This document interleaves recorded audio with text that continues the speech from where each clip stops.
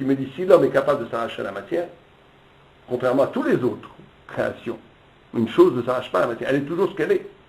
Même un animal, il reste ce qu'il est. L'homme s'apparaît à lui-même comme tout le temps dans le dépassement. Donc est-ce que ça c'est une fin en soi, c'est une jouissance en soi, ou est-ce qu'au contraire c'est le signe de quelque chose qui me montre que ma place n'est pas dans la finitude, ma place est dans l'infini.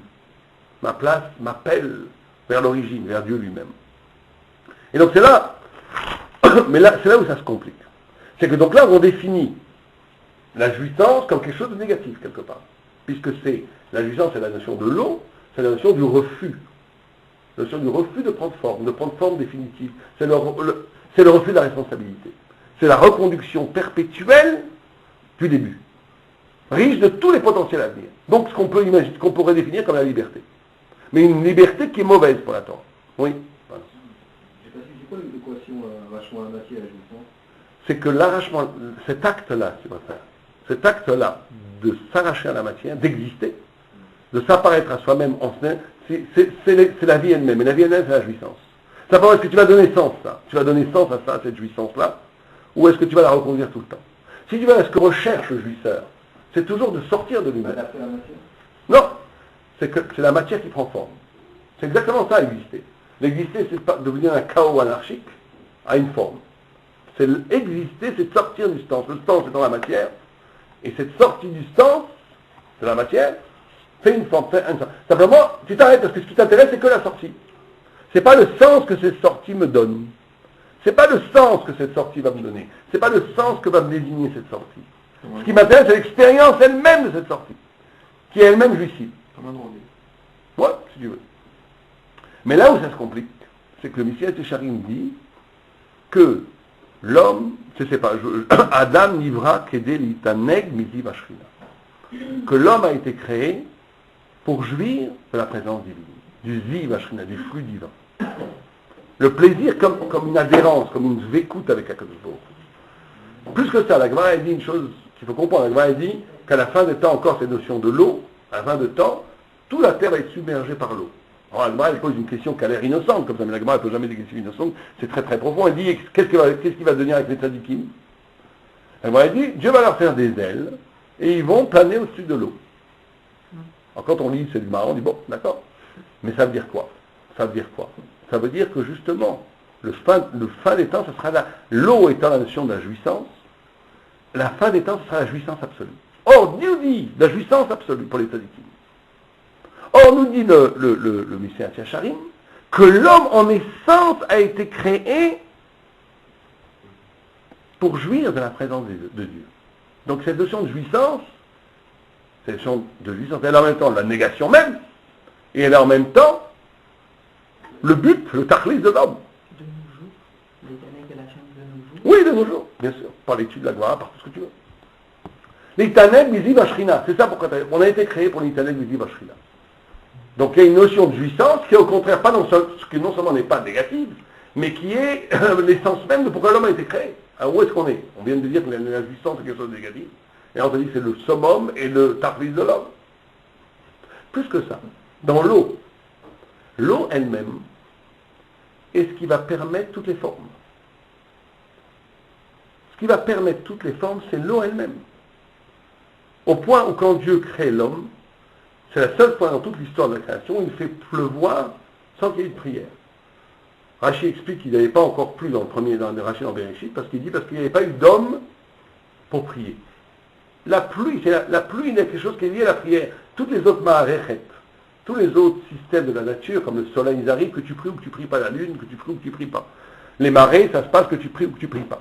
Mais la pluie, c'est éminemment dépendant de la prière. Dieu fait pleuvoir, c'est un des éléments naturels qui dépendent de la spiritualité de l'homme. En tous les cas, en Israël, en Eretz Israël, c'est comme ça. Or, Dieu, la seule fois qu'il a fait pleuvoir sans qu'il y ait prière, c'est pour créer l'homme, parce qu'il avait, entre guillemets, besoin, il a besoin de rien, mais il veut que ça soit comme ça. Il voulait de l'eau, de la pluie, pour façonner, pour pétrir l'homme à partir de la terre. Donc on voit que l'eau, qui est l'essence, qui est le yesod, l'élément cardinal du désir, est aussi, et donc de la matière, c'est le symbole de la matière, qui n'a pas de forme, qui n'a aucune forme, qui est anarchique, qui prend toutes les formes que tu veux, qui est libre de tout engagement, qui va prendre les formes qui vont se présenter. Donc le mal. Mais en même temps, c'est ça qui permet la forme d'avoir lieu. C'est ça qui va permettre à la forme d'exister. Sans eau, on ne peut pas donner la forme. Ce qui fait le chibour, quand quelque chose est complètement sec, il se détache en pirouille, en miettes. Il peut pas, il perd le chibour. Le mal et d'un autre côté, la Torah est comparée à l'eau. Oui, en plus. Plus que ça, la Torah, l'eau est comparée, on dit que Yam Souf, Yam, c'est la gamme matérielle de Yud, qui est 10, même, qui est 40, qui fait 50. Or 50, c'est toujours le cycle de l'infini dans la Torah. 7, c'est le cycle de la nature. 7 fois 7, c'est le maximum de la nature, c'est 49. Et le 50, Shar HaMishim, le 50 Shavuot après la sortie d'Égypte, vous verrez tout le temps, Yovel, tout le temps, le chiffre 50, c'est le cycle de l'infini. Donc l'eau est en même temps la finitude absolue, le plaisir est en même temps le signe de l'infini. Comme il dit, c'est aussi la Torah. Et donc il y a ici un paradoxe fondamental. Un paradoxe fondamental dans la notion d'eau, dans la notion dans la traversée de la mer Rouge. On est au lieu même de la matière, et on est en même temps au lieu même de l'infini. Comment ces deux notions qui sont dans les textes peuvent s'allier, peuvent être l'une avec l'autre? Comment c'est possible? Plus que ça, l'eau c'est le début de la vie. Sans eau, il n'y a pas de vie. C'est pour ça que les premiers, dans la Torah elle-même, et même les scientifiques aujourd'hui sont complètement d'accord avec ça, le premier signe de la vie, c'est les shratim bemaïm. Les premiers qui apparaissent, c'est les, comment on appelle ça, les crustacés dans l'eau. Les shratim, les insectes d'eau. C'est les premières vibrations de vie qui viennent de l'eau. C'est pour ça, d'ailleurs, nous dit le Maral, que la plus grande jouissance, en vérité, c'est la jouissance d'exister. Quand tu vis, quand tu sais que tu vis. Et ça aussi, malheureusement, c'est un plaisir qui est bon, qu'on a oublié, qu'on oublie. On vit toujours, et c'est la même chose que dans l'espace, c'est exactement pareil. On vit toujours quand la vie, c'est un contenant d'événements qui vont nous rendre heureux ou pas heureux. Alors voilà, il pleut, je suis pas content, je suis malheureux. Il fait beau, je suis content. Qu'est-ce qui va me rendre heureux ou pas heureux? C'est les événements qui se passent dans ma vie. Comme on l'a dit au début, l'espace est considéré par rapport aux objets qui remplissent l'espace. Or, la vraie jouissance, le vrai bonheur, c'est la vraie simcha, c'est de vivre sa vie. De vivre la vie elle-même. On donnait un exemple. On a toujours cet exemple, on l'a peut-être déjà dit ici, que si quelqu'un, par exemple, est condamné à mort, et qu'on le met sur un mur, et qu'on va le fusiller, et qu'il est sûr qu'il va mourir, et que 2 secondes après on lui dit, bon allez, vous êtes gracié, il n'y a pas plus grand bonheur que ça. Pourquoi? Vous avez vu, une fois, il y avait comme ça une blague, quelqu'un il a ça, il est super, il croyait qu'il avait le cancer, il saute de joie et tout d'un coup après il se rappelle, ah oui mais j'ai pas payé bon, mes impôts, il re-rentre dans le truc, oui mais j'ai oublié que j'ai ça à payer, il re-rentre dans la vie, il re-rentre dans les soucis. Mais pendant 5 minutes il a oublié tout, il est vivant, la vie, il n'y a pas plus grande beauté de la vie. La vie c'est le bonheur, il n'y a pas besoin de choses pour rendre heureux. Malheureusement, la plupart des gens ont besoin de choses pour être heureux, alors que c'est du faux bonheur. Le bonheur lui-même, c'est la vie. D'ailleurs, plus que ça, c'est pas que le bonheur lui-même, c'est la vie, c'est que la simcha, ce qu'ils appellent la simcha, oui, excusez-moi, allez-y. Mais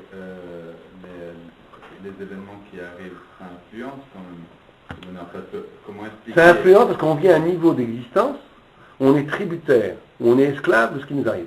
Même le sens d'être tributaire par rapport à ce que vous avez expliqué. D'un moment on est très gai et tout de suite après on est très... Oui, mais ça c'est pas bien. J'explique que c'est pas ça comme exemple que c'est pas bien. On explique les choses en essence. En essence, pour ça, les tzadikim, ils sont toujours heureux. Au point qu'ils se posent la question, comme ça, il dit, un grand tzaddik s'est posé la question, il dit, comment je peux être heureux à Tisha B'Av? Comment je peux être heureux à Tisha B'Av?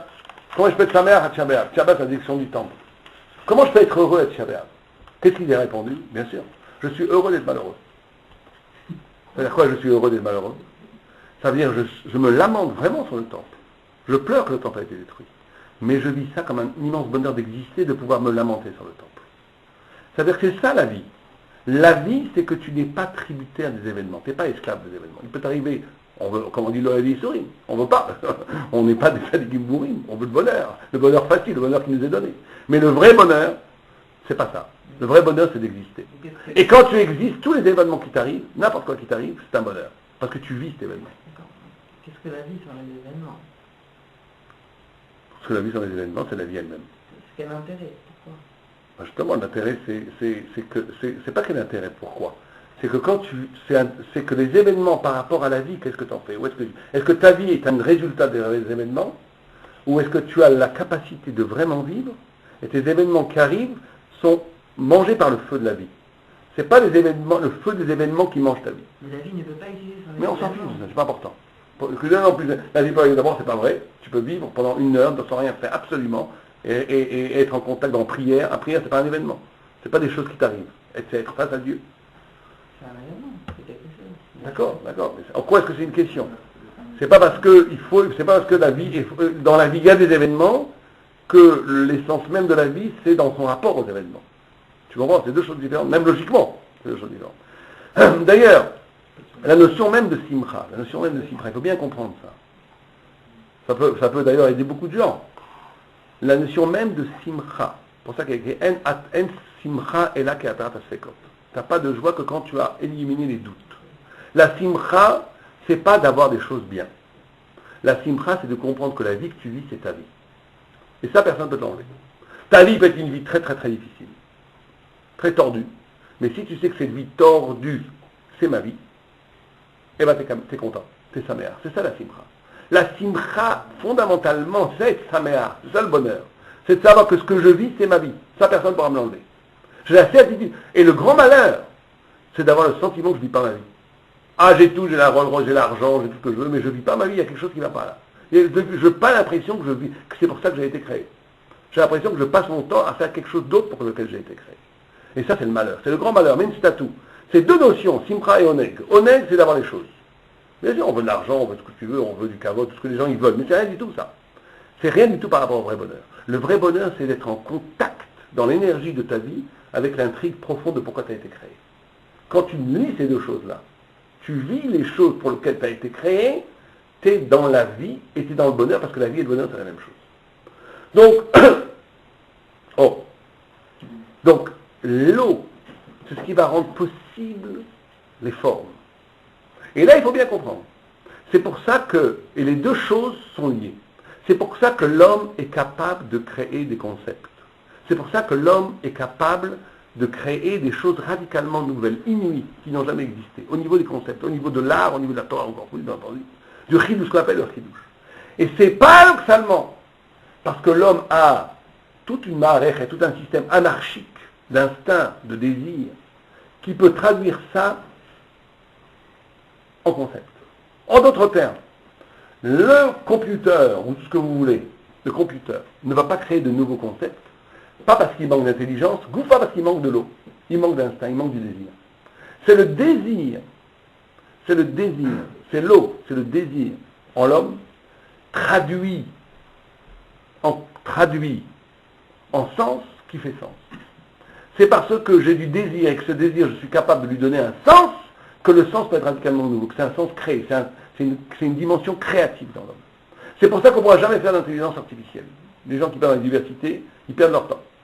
Parce que les gens dans les universités qui essaient de reproduire l'intelligence artificielle avec l'ordinateur, ils n'y arriveront jamais par définition. Minioubé. Pourquoi? Parce que l'ordinateur est tout le temps passif.